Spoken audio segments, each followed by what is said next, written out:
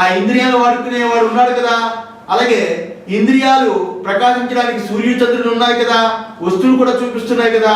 ఇక్కడలాగా అక్కడ అలాగే జాగ్రత్తలాగే స్వప్నం కూడా ఉంది. అక్కడ ఆత్మజ్యోతిషి చేతనే స్వప్నం ప్రకాశించబడుతుందని విశేషం ఎందుకు వాడుతున్నారు అని అడిగాడు. అడిగితే సిద్ధాంతి శంకరాచార్య వారు అక్కడ భాష్యం చూపించారు. ఏంటంటే ఉచ్యతే జాగ్రత్తే హి ఇంద్రియ బుద్ధి మన ఆలోకాది అంటే దీపం, ఆలోకాది వ్యాపార సంకీర్ణమాత్మ జ్యోతి. ఇక్కడ నిజమే, ఇక రెండిటికి కానీ నిజమైనప్పటికీ రెండిటికి చిన్న వ్యత్యాసం ఉంది. ఏంటంటే జాగ్రత్తే హి ఇంద్రియ బుద్ధి మన ఆలోకాది. జాగ్రత్త యందు ఇంద్రియాలు, మనస్సు, బుద్ధి, దీపం ఇవన్నీ కూడా వ్యాపార సంకీర్ణమాత్మజ్యోతి. వాటి వ్యాపారం అంటే వాటి యొక్క క్రియలు ఏవైతే వాటి ప్రకాశించుట, వాటిని గ్రహించుట ఇటువంటి ఏవైతే ఉన్నాయో అవి ఆత్మజ్యోతిలో కలిసిపోయింది అంటున్నాడు. ఏమని? సంకీర్ణమాత్మజ్యోతి. సంకీర్ణ పూర్తిగా ఆత్మజ్యోతిలో కలిసిపోయాయి. ఏవి? ఇంద్రియాలు, మనస్సు, బుద్ధి, అలాగే సూర్యుడు, చంద్రుడు, నువ్వు అనుకునే అగ్ని, దీపము ఇత్యాదులన్నీ కూడా ఆత్మజ్యోతిలో కలిసిపోయాయి. అంటే అర్థం ఏమిటి? కలిసిపోయాయి అంటే అక్కడ అంటే విడివిడిగా ఏ యొక్క తేజస్సు చేత అక్కడ ప్రపంచం తెలియబడుతుందో తెలియటం లేదు. ఇవన్నీ కూడా ఆత్మజ్యోతిలో కలిసిపోయి అంటే ఆత్మజ్యోతి నుంచే అవన్నీ వస్తున్నాయని కదా అర్థము కదా. ఇక్కడ ఏ జాగ్రత్త ఏ జ్యోతి నుంచి వచ్చిందో, ఈ జాగ్రత్త ఏ జ్యోతి నుంచి వచ్చిందో, ఈ ఆత్మజ్యోతి నుంచి మేల్కున్నామో ఆ మెలకు సమకాలంలో ఈ ఆత్మజ్యోతి నుంచి ఈ సూర్య చంద్ర నక్షత్రాలనే వెలుగుతో కూడుకొని ఉన్నాయో ఆ వెలుగుని కూడా తెలుసుకునే ఇంద్రియాలు ఏ రకంగా ఉన్నాయో వాటన్నీ ఎక్కడి నుంచి వచ్చాయి? మెలుకున్నప్పుడు ఈ ఆత్మజ్యోతి నుంచే వచ్చాయి. మళ్ళా ఆ ఆత్మజ్యోతిలో అడగడమే అక్కడ మెలుకు అనేది తొలగిపోవడం. ఇక్కడ చిన్న సూక్ష్మంగా ఏం చెప్తున్నంటే చిన్న తేడా ఉంది. ఆ ఆత్మజ్యోతులు ఇక్కడ కలగలిపోయిపోయాయి, ఇవన్నీ కలిసిపోయాయి. సంకీర్ణం ఆత్మజ్యోతి. యతూ ఇక్కడైతే స్వప్నే ఇంద్రియ అభావాత్. స్వప్నమందు ఆ ఇంద్రియాలు లేవు. స్వప్నే ఇంద్రియ అభావాత్, ఇంద్రియాలు లేవు. తద్ అనుగ్రహకాది తద్వాలోక అభావశ్చ. దానిని అనుగ్రహించే సూర్యాది ప్రకాశములు లేవు. పోనీ దీపం కూడా లేదు, ఆలోకాది దీపము కూడా అక్కడ లేదు. కనుక అక్కడ జాగ్రత్త దృష్టితో అవేమీ లేవు, అందువల్ల అది మిథ్య అంటున్నారు. కాబట్టి అందువలన ఇక్కడ ఆత్మజ్యోతి అభావశ్చ విభక్తం కేవలం భావశ్చ తస్మాత్ విలక్షణం. ఆత్మజ్యోతి అక్కడ విశుద్ధమై ఉన్నది. విశుద్ధమై అక్కడ కేవలము ఆత్మజ్యోతి చేతనే స్వప్నము తెలియబడుతున్నదని చెప్తున్నాము. ఇందులో జాగ్రత్త వాసనల చేత అని అంటున్నాడు. కాబట్టి అక్కడ ఇంద్రియాలు లేవు. అక్కడ చూడడానికి ఇంద్రియాలు, జాగ్రత్తలో ఇంద్రియాలు స్వప్నంలో పెట్టలేదు. అక్కడ ఏ ఇంద్రియాలు లేవు. అక్కడ సూర్య చంద్ర నక్షత్రాలు మన స్వప్నానికి రావటం లేదు. వాళ్ళందరూ ఇక్కడే ఉంటున్నారు. అయితే స్వప్నం ఎలా కలుగుతున్నది అంటే జాగ్రత్త వాసనతో అంటున్నారు కదా. ఆ దృష్టిలో పెట్టుకుని ఏమీ లేదని దృష్టితో చెప్తున్నారు. కాబట్టి ఆ దృష్టిలో పెట్టుకుని ఆత్మజ్యోతి చేత అని చెబుతున్నాం. ఇక్కడైతే ఇబ్బంది లేదు. అక్కడైతే ఆత్మజ్యోతి చేత అని చెప్పవలసి ఉన్నది. ఇక్కడ ఒక ఇబ్బంది ఉన్నది. ఏమిటి?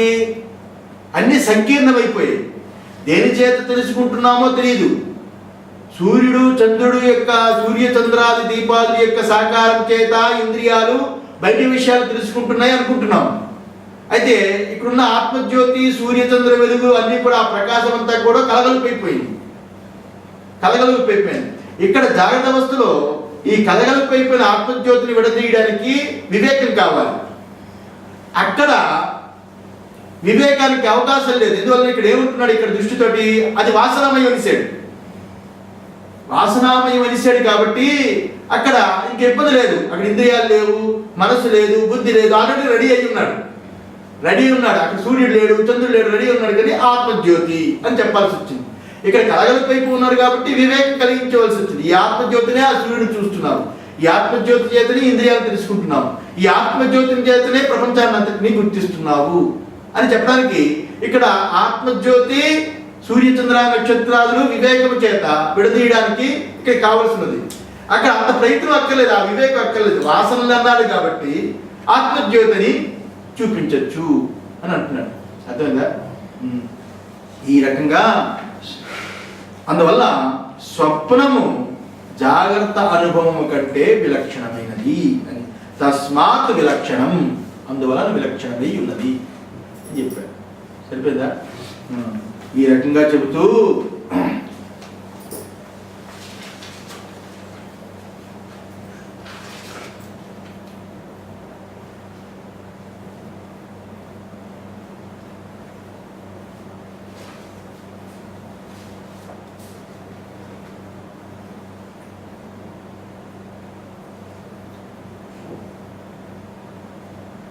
ఇక 4వ మంత్రం, 3 మంత్రాలు అయ్యాయి. 4వ మంత్రం ఇప్పుడు ఈ 4వ మంత్రం నుండి 10వ మంత్రం వరకు, రాబోయే 10వ మంత్రం వరకు జాగ్రత్త జాగ్రత్తే, స్వప్నము స్వప్నమే అని చూపిస్తాడు. జాగ్రత్త జాగ్రత్తే, స్వప్నము స్వప్నం. ఇంతవరకు ఏం చెప్పాడు? జాగ్రత్త యొక్క వాసనలే స్వప్నములు అని చూపించాడు ఈ 3 మంత్రాలు. ఎందువల్ల? లోక దృష్టిని పెట్టుకుని, జాగ్రత్త దృష్టిని పెట్టుకుని వాసనారూపకంగా చెప్పాడు.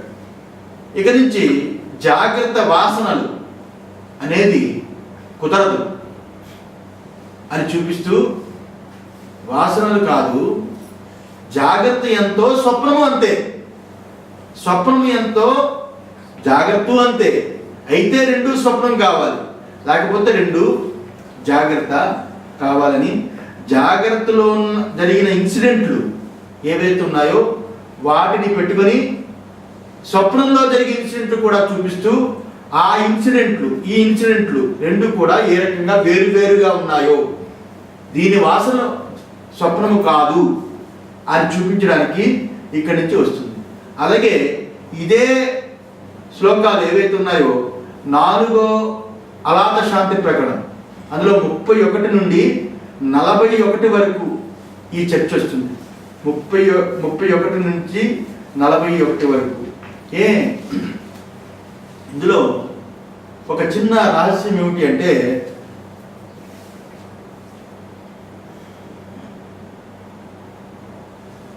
ఇప్పుడు ఇంతవరకు మనం బృహదారణ్యకుల్లో కూడా కొన్ని కొటేషన్ తీసుకుని చెప్పుకున్నాం. ఇప్పుడు స్వప్నంలో జాగ్రత్త యొక్క ఏ బాహ్య సాధన లేకుండా,